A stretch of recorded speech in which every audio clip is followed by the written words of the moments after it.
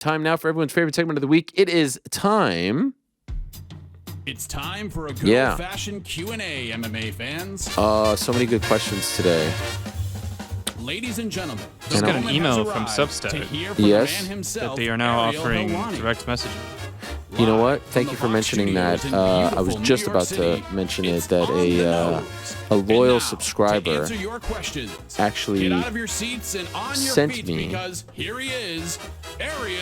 whole bunch of questions that he moderated, which I thought was very kind of him. But this is after I did it myself. And so I was not in need of said moderation, but I do appreciate him going out of his way and doing so.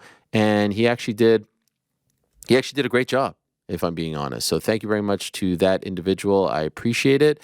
And perhaps I will use your services in the future. All right, let's get to a couple of questions here. Mark Walsh up first. Konas ata tu Ariel. I do believe that is Gaelic. Mark here again. Quick point/question to ask you and the lads in the back. You guys were saying that Francis leaving the PFL event was not a great omen for the potential future MMA fight. However, wasn't he very annoyed that the Fury versus Usyk fight was announced before his fight with Fury took place? Perhaps he finds it disrespectful to AJ for another fight to be announced before he competes. You know, I didn't think of that. That's actually a great point. That's actually a fantastic point. Now, different sports, no date attached. Fury Usyk, there was an actual date attached, this and that. But it's not the worst point. And so I want to run with that. That's a great one, Mark. Maybe he feels like, yo, let me deal with the guy in front of me who I'm fighting in like 10 days. Well, at that point, it was like 13 days. Let me deal with that guy. And then we could do your face-offs and we could do all that stuff. Of course, he's standing right there. I'm sure PFL would have loved to have that shot, especially considering how tall, you know, Problema is and how great the visual would be. But I like that. And I will say, mea culpa, I didn't think of that. I also do know that he was a little bit, you know, the announcement, all that stuff. So I obviously have some intel, but there's definitely a part of me that thinks that this could add to it as well. So well done. Here's Eric. Helwani. Who, me?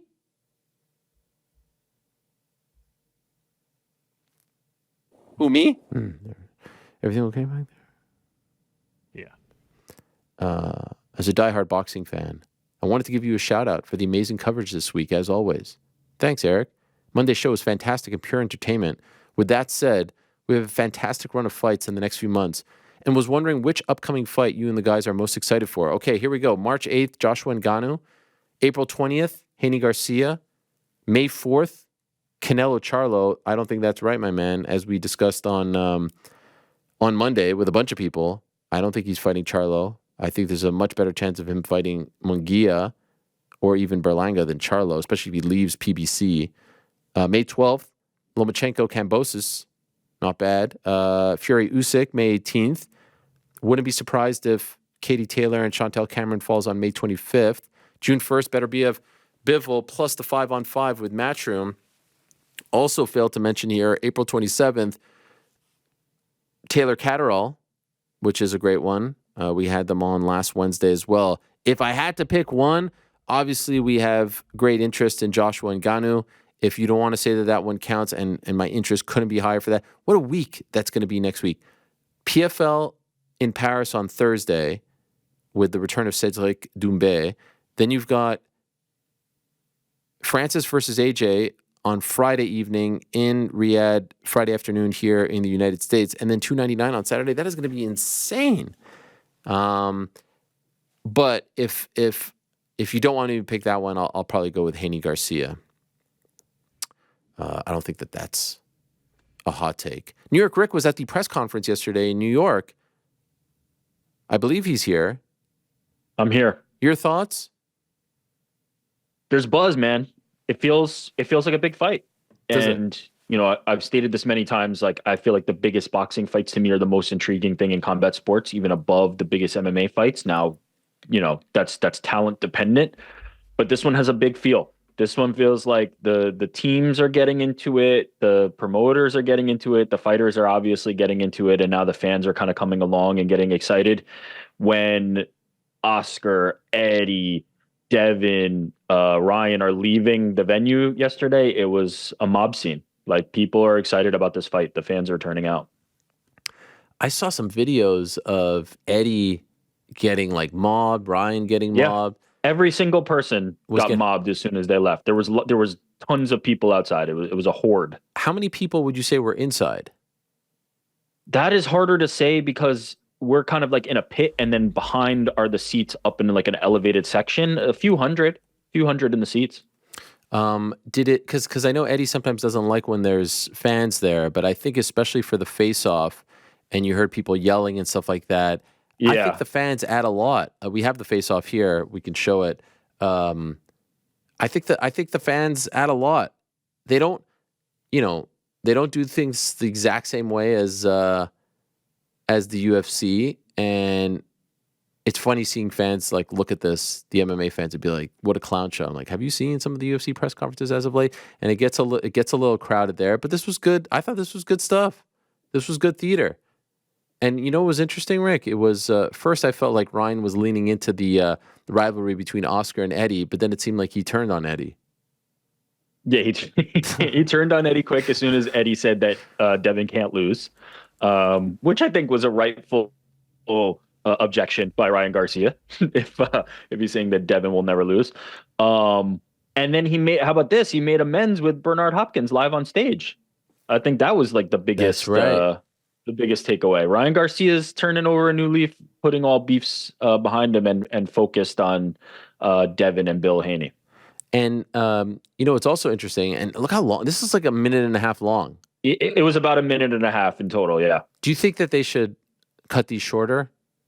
No. I love the long face-off. I love the thing about it is, right, when you have a UFC event and you've got 15 fights that that everybody's kind of like focused on and cares about, like, all of you have to give time to this. With boxing, we know what it is. It's the two guys or girls at the top of the billing on the poster. Let's give them as long as they want. If they want to keep the intensity up, and as long as the face-off is still going in the direction that it's got some juice and some energy, let them do it. Like, I remember just recent memory, because there's been a few that have gone very long, but like the Tyson Wilder one, that was like 5 minutes of them just staring at each other from 12 feet away. Like, there's a time and a place for that long type of face-off, and I thought this was just the right amount of time. You are playing with fire, though, right? Like, you're playing with fire. Oh yeah, it was especially Garcia, it looked like, right, was getting very agitated, talking to 6 different guys in Haney's camp and trying to get it. But we just saw them kind of have a squabble during Super Bowl week. Like, this is what we're getting. You want this. You want the emotion. You want the rawness of this. And as I said, if it feels at the moment like a big fight. Now, we've got a lot of time before the fight is actually here, and we'll see how that ebbs and flows. But right now, it feels like the energy is there. What about Sean O'Malley and Tim Welch with some commentary? The great video, yes. On Oscar and Ryan's appearance on the program. And of course, to a degree, you could say fair game, because they were, Ryan and Oscar were talking about a potential fight with Sean. Obviously, they made some accusations there. Seems like the fans liked the video very much. In case you missed it, here's Tim and Sean playing the role of Oscar and Ryan. One, action. Ryan, we need money. We're in debt from betting, brother. Oscar, I think I could fuck Sugar Sean up, honestly. You could fight MMA. You could beat whoever you want. You could beat Jon Jones. I seriously think I could wrestle. Wrestle your security guard. Show him. Prove him. You're an athlete. You're a natural. You can do whatever, brother. Let's get it on. Hold on. Fuck, I'll fight Dana. Dana, Oscar. Yeah. Whoa! Let's go on Ariel's show, brother. Yeah, I'm gonna want it. Tim is the star of that, man. Tim is incredible. Everything on his nose and then throwing out the jab. Oh, my God. Frankie, hi, Ariel. I heard you talking about not getting too attached to singular fighters as a result of your career, and it left me wondering whether there have been specific events / occurrences in the sport that have elicited extreme emotion from you. My example is that I got quite choked up watching the Korean Zombies final walkout. nothing. I've talked about like DC's last fight. I got nervous for, but I feel like I've done a pretty good job of separating. The only time I feel emotionally invested is if I think I can get someone on the show if they win. Like, oh, if this result happens, we have a better chance of getting this guy on as opposed to this result. But I'm not sitting there going like, come on, let's go. I felt some sort of way when Leon beat Kamaru just because of all the shit he had to deal with. And I just so happened to be alone. I do the post show for The Ringer, and I was alone. My family was in Montreal. And it was literally me and my dog, Matcha, and I was able to, like, react to it. But that was like, holy shit, I can't believe that happened because it looked like he was done. But I'm not jumping up and down and screaming and crying and things like that. I've tried to really separate the two. Frankie adds, I don't know if GC is here. Is he here? Negative. Okay, I'm going to get back to that because it's a piece for GC. That's 34. Lonnie, what are the chances that the UFC is slow rolling us on the real UFC 300 main event? And it's actually McGregor Chandler. Guys, a few people asked me about this, and I appreciate the willingness to, think outside of the box, but it's not happening. Chandler, McGregor, not happening at 300. I'm sorry. June 29th, I still believe, is the date. I really do. And you see, the UFC announced June 29th, so it wasn't like he pulled that out of his behind. That's a real date, which initially you would think like, International Fight Week, June 29th? But no, that's right. So that's the first piece. Let's see the second piece now come together. Gilbert, hello, Ariel. I love Monday's show.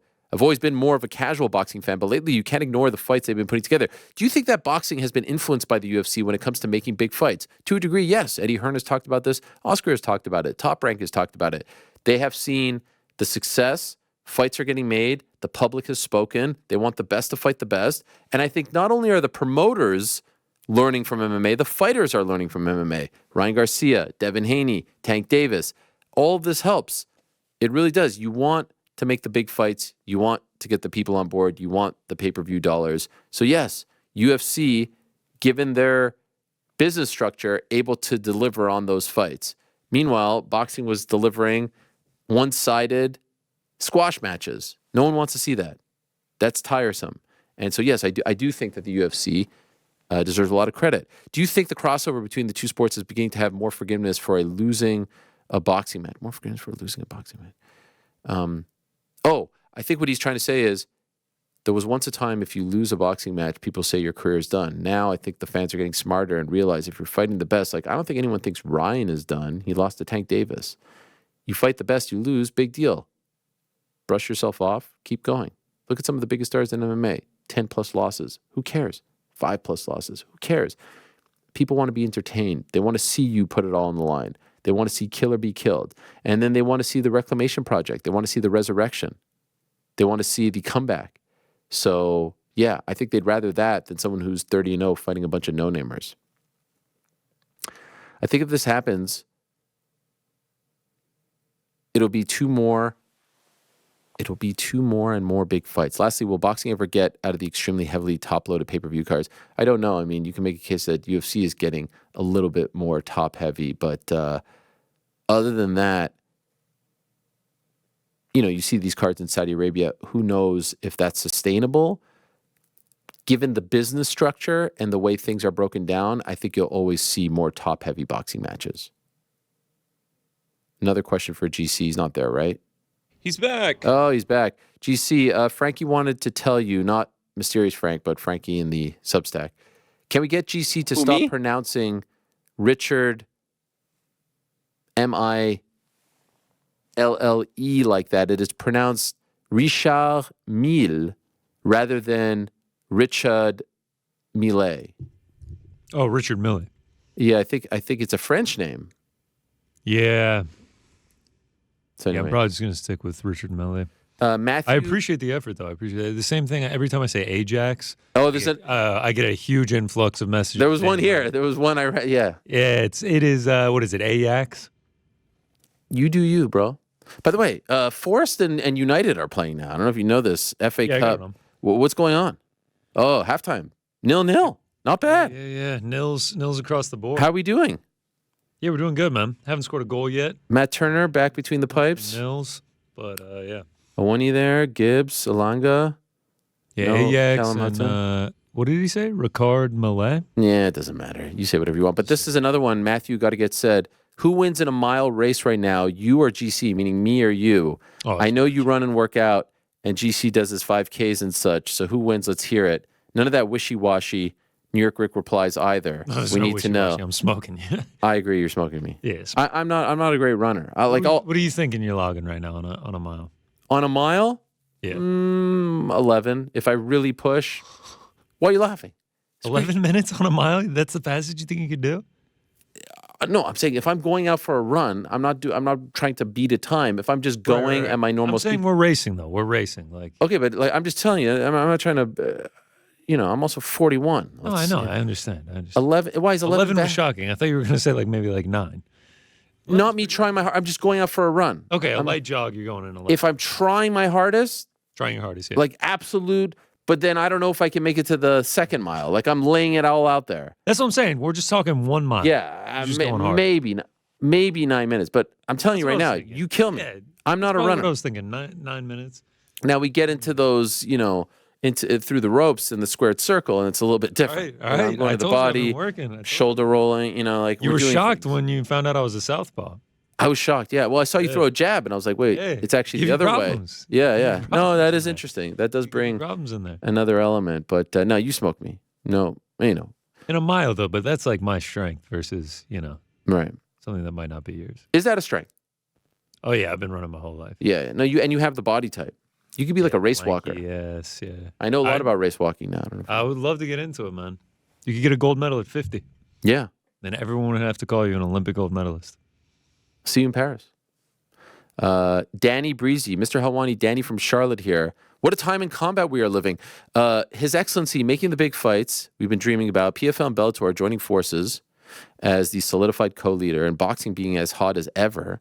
And of course, who could forget about the consistently riveting Apex shows? Obviously joking. Sorry, Rick. Is this the most exciting time in your career covering combat sports? If not, what other time was as unpredictable and as monumental as this? Thanks a lot. And up the trees. Come on, you Reds. Here's the thing. There have been times where I think MMA was, or in the UFC in particular, was presenting a better product. You can't beat 2015, 2016, Connor's rise. 2014 was unbelievable. I don't know if there's been a period where my three loves as far as combat are concerned, MMA, boxing, pro wrestling, has ever been this interesting, where it's like Rock, Cody Rhodes, WrestleMania 40, all the craziness going on in the world of wrestling, and you got AEW doing their thing, and TNA with the resurgence, and Japan doing their thing. UFC on fire, banger after banger after banger, boxing on fire, the upcoming schedule over the next few months and everything going on with Francis and the heavyweights. Yeah, I feel, Danny, I feel pretty good about saying, like, each have had their own great moments, but a moment in time where we're covering the sports landscape, the combat sports landscape, and they're all thriving at the same time, I don't know if there's been a better time. I really don't. El Peruano. Yes, Ariel, please, can I interrupt please, with please. some breaking news? You're on a high right now, but I do have to, shit. What unfortunately, break some bad news. What? Did Forrest concede? Oh, well, I mean, I don't know about the Forest game. Shout out to Nick, who sent me a ticket. He bet on one of Forest players. I don't know. Let me bring up the name. Hold on. To score? This is probably worthwhile. It's 0-0. Yeah, he bet on over half a goal, and he scored. Wait, how could he who score? is- 0-0. Oh, wait. No, is it? Yeah, it's 0-0. I don't think so. Yeah, I'm looking at it. No, it's 0-0. Okay, maybe I have that wrong. We'll circle back to that. Okay. The breaking news: Knicks have been denied their request You know the what? game against the Houston Rockets. Okay, I'm happy you bring that up. I'm okay with that. I'm at peace. Tit for tat, eye for an eye. Did you see the end of the game on Monday? Dante DiVincenzo legit tackled someone. You know what's funny? I feel like that wasn't a foul. Oh my God, he like chop blocked He him. beat him. He beat him to the ball. And he won. And it was a 50-50 ball that he got to first, and it looked bad. But if you look at the reverse angle, like, he was there first. I'm all good with that. Really? DDV's Listen. DDV's a dog. He was there first. Loose ball. He was there first. The Pistons. The Pistons. Yeah, the Pistons. Yeah, what's the Pistons? The Pistons Yeah. should have been more aggressive to get it. Man, that was a crazy was it Asar sequence. Thompson? I think it was. Yeah. He wasn't aggressive enough to get the ball. 50-50 loose ball. DDV's a dog. He got it. I'm fine with that call. Completely fine with that call. Insane. And the Knicks should have sequence. gotten. They should have won by 20, but they're banged up. No Jalen Brunson yesterday. That was against How the about that Pelicans. Max Strus though? Oh my gosh. One of the greatest shots in recent NBA history, coupled with one of the worst calls in recent NBA history. Like I know. Was that the Cavs guy? What is going on? He's reacting. Yeah, that was it. the Cavs broadcast team. He's legit reacting to it like it was like a layup in the second quarter to go like up 21-22. Like, what is going on here? Yeah, he was so nonchalant. There was a time where we had Fred and Austin in the booth for the Cavs. Yeah. R.I.P. Fred. That was goat memories. I mean, 2016, best calls of our lives. But the shot though, Max Strus, shot was nuts. big It was time Jerry player. West-esque. Yeah, back in the 70s. Number 2 in the East, baby. I didn't think that they would get it, but worth the try. It's like in MMA when you appeal a loss, you never get it. El Peruano, hola Ariel, loved having your family on the show. That hello to your wife was hilarious. I too have the golden ratio, son, daughter. I didn't know that was the golden ratio. So then what do you have? What is it called? What you have, Rick? Daughter, son. Is that something else? Yeah, I don't know. Never even I don't heard know of what this. the. Yeah. Last week you mentioned Ed Soares. What's he up to these days? Haven't heard his name or seen him interviewed in a long time. He is the president of the LFA. So that's what he's doing. And also still manages guys along with George Guimaraes, who, of course, they manage the likes of Alex Pereira. You may have heard of him. Pretty good run for that guy. Jake, hola, Ariel. Quick couple of questions. What do you think the UFC's thoughts are on Chael and Jon being featured pretty heavily on the PFL Supercard? Well, Chael's working for PFL, so that's not a surprise. I'm sure they don't love Jon being there, but kind of no different than Conor going to, the Francis fight. Now the interview and this and that, it is ESPN. It is ESPN, so it's all in the family. I'm sure they don't love it. But there's certain guys who can get away with it. Conor showing up BKFC, Jon doing that sort of thing. He didn't do anything that was like too bad. I don't think they care all that much. That's my thought. They have other things to worry about. And I'm not saying that in a bad way, but it's like, what's the difference? Who cares? Maybe 10 years ago, Dana cares, but now I don't think he cares. Also, no shade to Saudi or the PFL. It was a good, solid card, but the stands were virtually empty. Why was that? I just don't know if PFL is that big of a deal over there. I don't even know if MMA is that big of a deal over there, to be honest. I know pro wrestling is a really big deal. Boxing is becoming a big deal. Soccer, of course. But first ever show, doesn't have the UFC branding, doesn't have the A++ star. I wasn't shocked by that. I mean, no real different than the crowds at PFL are drawing here in America, to be honest. So, yeah. I wasn't blown away.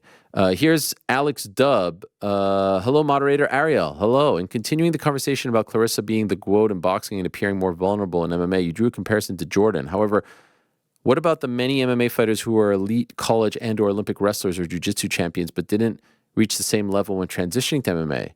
While you might be better at identifying specific names, is Claressa's situation truly as rare as Jordan's baseball example? I kind of feel like those are different because they're not necessarily pro. I understand jiu-jitsu might be pro, but I'm talking about someone who's at the top of their game in the pro ranks and moves to a different sport in the pro ranks, as opposed to the transition from wrestling. Like, that's almost like a stepping stone. I view that a little bit differently. Differently. I think a better example than amateur wrestling might be somebody like Alex Pereira, right? Alex Pereira kind of still near the top of the kickboxing world and then coming over. Now, certainly, I think that's more of a easier transition to MMA than traditional boxing. But also you have to factor in, and when we're talking about like Izzy, Alex, having been cross-training, having been training MMA for a little bit of time before making the jump into MMA. But those are some names that I think might be a closer kind of example of somebody from a singular discipline going to the larger discipline and having success and having great success. Agreed. Last one here. Claressa is prime. It's different. It's totally just different. Yeah, it's totally different. Diego, hello, Ariel and the boys. Who's the ace side in the Francis Joshua boxing match? Who has the biggest fan base following? I might be biased, but I think the answer is Francis, since he was Rob versus Fury. I think Francis is the A side in any fight he is in, and would love to hear your thoughts on this. It's 1,000% AJ. I mean, in boxing, AJ's gigantic, and in particular in the UK, but worldwide as well. Francis against Problema on PFL, he's the A side. In boxing and on March 8th, I would be shocked if he's the A side. AJ A side, Francis walks first, AJ second. May the best man win. Thanks for watching. We appreciate it very much. Hey, if you like this video, give us the old thumbs up. Subscribe as well. You could get many more of these videos on the channel, so please do that. We would love you forever if you did so.